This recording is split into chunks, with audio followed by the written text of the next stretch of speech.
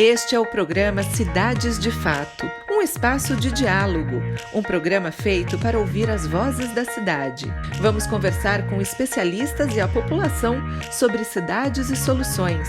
Cidades de Fato e o seu papel inclusivo e provocador. Um momento da população refletir sobre o seu papel cidadão. Vamos ao episódio de hoje.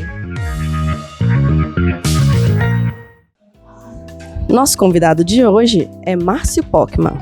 Márcio Pockmann é economista, pesquisador, professor e político.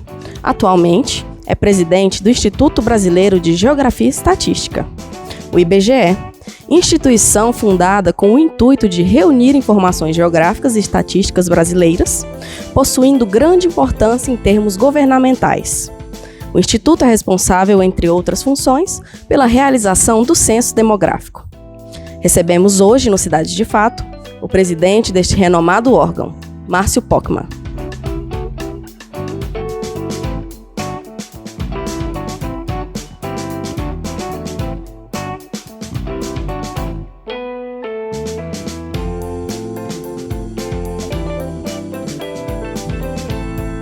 Olá, Márcio, seja muito bem-vindo ao Cidade de Fato.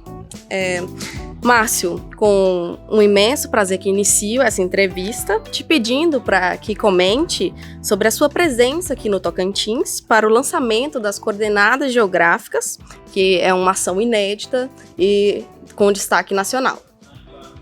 Sim, nós aproveitamos para fazer uma espécie de combo. Nós estamos aqui numa experiência de 4 dias em Tocantins, que serviu basicamente também para um diálogo com a superintendência estadual do IBGE e com os colegas que levam à frente o IBGE no estado. E também em Palmas nós tivemos a oportunidade de fazer um diálogo que a gente chama de diálogos externos do IBGE, ouvindo a sociedade, dialogando com o governo do estado, dialogando aqui na universidade, dialogando com a sociedade civil organizada. E teremos também a oportunidade, numa expedição que nós denominamos de ir até Jalapão, numa cidade em que nós teremos a possibilidade de apresentar, então, uma parte importante do censo demográfico realizado no ano 2022 e que agora são informações inéditas que nós vamos revelar para todo o Brasil e para o mundo. E justamente faremos isso nesse período que nós nos encontramos aqui em Tocantins.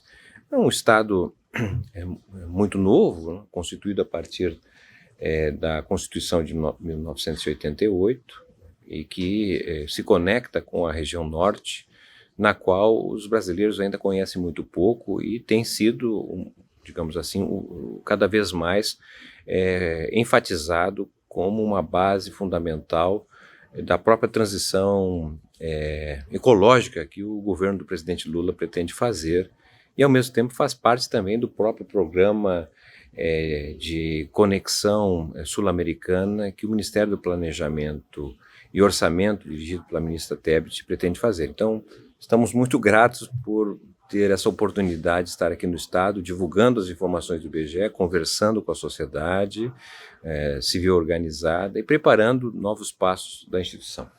Márcio, primeiro é um prazer imenso em tê-lo conosco. Acho que essa mudança do IBGE no sentido, né,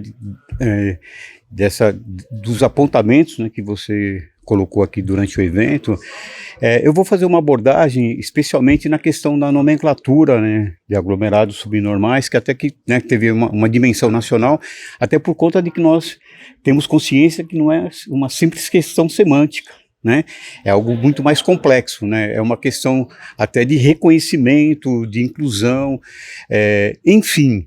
E aí é uma discussão relacionada às questões metodológicas, enfim. Eu gostaria que você nos desse uma visão, né, sobre essa questão da mudança de nomenclatura e que o IBGE vai fazer efetivamente para a validação prática, né, dessa mudança.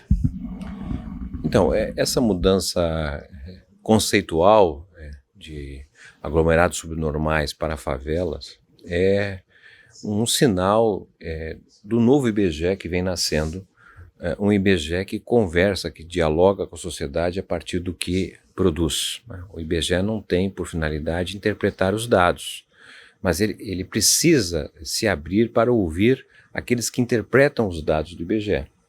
E justamente a partir de um encontro que o IBGE realizou no ano passado com estudiosos do tema, do urbanismo, de antropologia, enfim, várias áreas do conhecimento, e ao mesmo tempo com lideranças daqueles que residem, em geral, nas localidades das grandes cidades, né, periféricas, chamou a atenção para o fato de que o uso do termo aglomerado subnormal não seria adequado, porque o que é normal, o que é subnormal, né? E justamente por isso que se entendeu, por parte da instituição, a partir de uma reflexão interna realizada em função da ênfase que foi dado com esse diálogo com a sociedade civil, que era momento absolutamente necessário de reconhecer a favela como um fenômeno do processo de urbanização brasileiro, né, com as características próprias do nosso país, e justamente por isso, então, a instituição, do ponto de vista técnico, tomou esta decisão. O que significará, evidentemente, a oportunidade, então, dos dados gerados pelo IBGE serem interpretados de uma maneira diferente que talvez vinham sendo até esse presente momento, né? E isso vem no bojo da produção das informações que o próprio censo demográfico demonstrou, né? Pelos dados que nós tivemos condições até agora de torná-los públicos, eles estão apontando uma inflexão na população brasileira, né? Uma inflexão em relação ao deslocamento da população das áreas litorâneas para as regiões mais interioranas, de cidades grandes para cidades médias, de 100 a 500 mil habitantes. Demonstrou também, né, uma mudança na composição de cor e raça da população brasileira. Nós temos hoje já a maior parcela parda da população, né? E parda, sempre é importante dizer, que resulta do processo de miscigenação que há entre as cores do Brasil, né? Resulta do entrelaçamento de branco com preto, de branco com amarelo, com indígena e vice-versa, né? Da diversidade da população brasileira. Então, nesse sentido, entendemos que a mudança conceitual, entre outros dados que o IBGE vem apresentando, são fundamentais para melhor subsidiar as políticas públicas. E esse tem sido também um esforço que o IBGE está fazendo em dialogar com os diferentes níveis de gestão pública, municipal, estadual e federal, porque a partir desses novos dados e de conceitos diferenciados ajudam, digamos assim, a melhorar, aprimorar as políticas públicas no Brasil para mudar de fato a realidade nacional. Eu gostaria de pontuar, eu acho que foi muito importante a sua fala aqui no evento, especialmente quando você coloca o papel do IBGE em relação à democratização. A questão da nomenclatura, ela tem um papel também dentro dessa visão da democratização que o IBGE passa a vislumbrar agora dentro do seu processo interno? O IBGE foi constituído em 1936, mas de fato passou a ter um avanço considerável no Estado Novo. O Estado Novo de 1937 e 1945, um período autoritário que o Brasil viveu, né?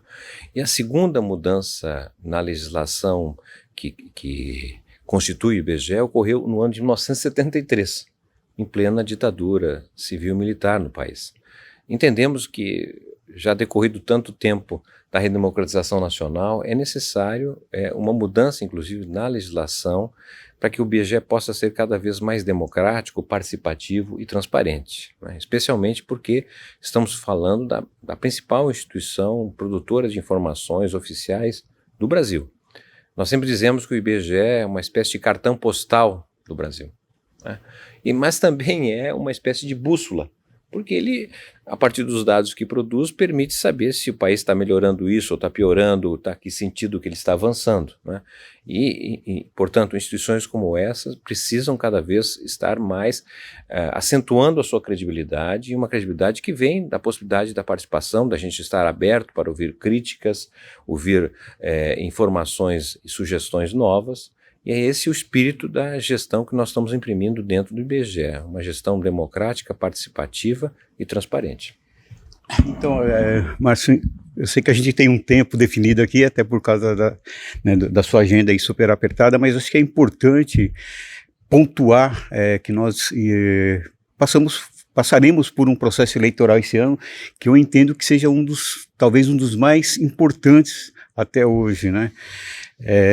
E aí, a relação do IBGE com os municípios, né, no sentido de disseminação de dados e de subsídio, né, para os trabalhos internos. O que o IBGE pensa em relação a esses processos que demandarão, obviamente, a partir, né, do censo atual, mas, obviamente, a gente precisa ainda de alguns aprimoramentos para poder, foi o que foi falado hoje aqui, uma disseminação mais ampla, enfim, para que todos tenham, né, proximidade e acesso aí a esses dados. Um dos papéis estratégicos da instituição, que foi estabelecido no primeiro encontro dos servidores da Casa, que definiram, então, as diretrizes do IBGE de 2023 a 2026, foi justamente melhorar a forma de disseminação do que o IBGE produz. Nós vínhamos de uma fase em que nós terceirizávamos o papel da difusão por passar as informações aos meios de comunicação, e a eles caberia fazer chegar à população. Isso seguirá sendo feito, mas nós entendemos que há uma segmentação da sociedade que, de certa maneira, já tem acesso às informações, não mais pelos mecanismos tradicionais, né? As redes sociais têm sido um desses experimentos que tem ganhado maior dimensão no Brasil. Então, nós estamos com um olhar mais amplo e entendemos que é necessário fazer um esforço muito grande para que as mesmas informações possam chegar a públicos diferenciados, ao seu José, à sua Maria, não é? À elite que constitui o nosso país. E para isso, do ponto de vista da disseminação, é fundamental nós trabalharmos cada vez mais com tecnologias que facilitem o acesso à informação, né? E entendemos justamente por isso que permitirá tanto a uma pessoa simples, um brasileiro simples, saber se quiser corrigir o seu salário por uma inflação, que o IBGE possa disponibilizar essa informação mais ágil, mais rápida, e por isso estamos trabalhando na perspectiva de um chat PP, um chat de política pública, um chat de dados, né, de informações, que qualquer um com acesso à internet poderá ter essa informação. Mas também, obviamente, isso não significa que o IBGE não vai continuar prestando os dados às políticas públicas, ao planejamento nacional, mas também dos estados e municípios, né? O diálogo que tivemos aqui em Tocantins com o governo estadual, não é? E também com prefeitos, apontou justamente essa necessidade de uma aproximação do IBGE diante das necessidades dos gestores. O IBGE existe, é financiado pela sociedade para servir a sociedade, servir à República, ao Poder Judiciário, ao Legislativo e ao Executivo, né? Então entendemos que esse é um desafio que nós precisamos responder, porque é dessa forma que as instituições do Estado brasileiro tornam-se mais úteis, eficazes e efetivas.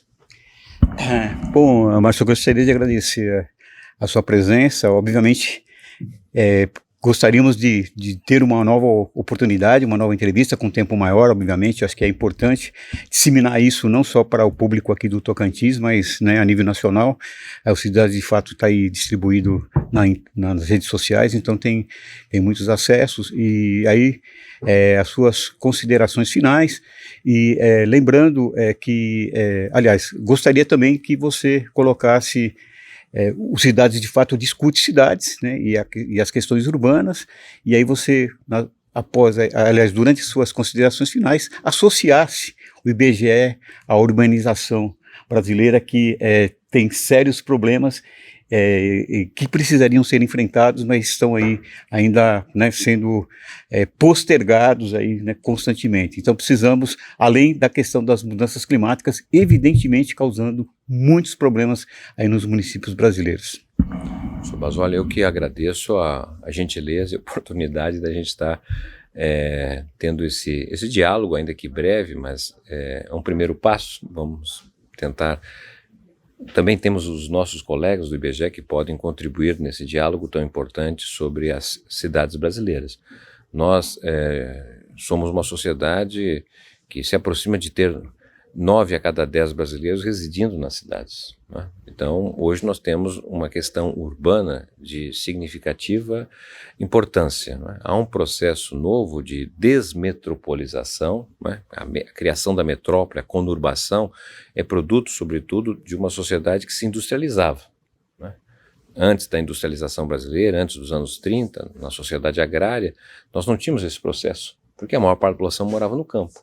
O processo de industrialização levou a uma urbanização anormal, eu diria, no Brasil, porque nós construímos enormes segmentos que ficaram praticamente excluídos de políticas públicas, moradores de periferias, favelas, e isso é uma realidade no Brasil atualmente, especialmente nas regiões litorâneas, onde sobressaem um conjunto grande dos brasileiros que ficaram excluídos do emprego. Então cresce a presença de moradores em condições de rua, por exemplo, de pessoas desempregadas, enfim, algo que precisa com um olhar diferente e reconhecendo também as diferenças que nós temos hoje de um Brasil que cresce 5, 7% ao ano, como se fosse uma China, em cidades que estão fora dos grandes centros. Há um novo Brasil aí em emergência e nem sempre que aprendeu com o passado da urbanização, muitas vezes até reproduzindo erros que foram realizados no passado sem planejamento, de tal forma que o debate sobre o tema das cidades me parece fundamental que ele seja feito a partir da universidade, a partir dos estudiosos e não deixado simplesmente na mão dos gestores que nem sempre têm o melhor conhecimento para tomar as decisões. Então quero parabenizar esse podcast, esse trabalho que tem sido feito, que é uma forma de difusão do papel do conhecimento para o conjunto daqueles que estão mais interessados nesse tipo de tema. Obrigado. Muito obrigado.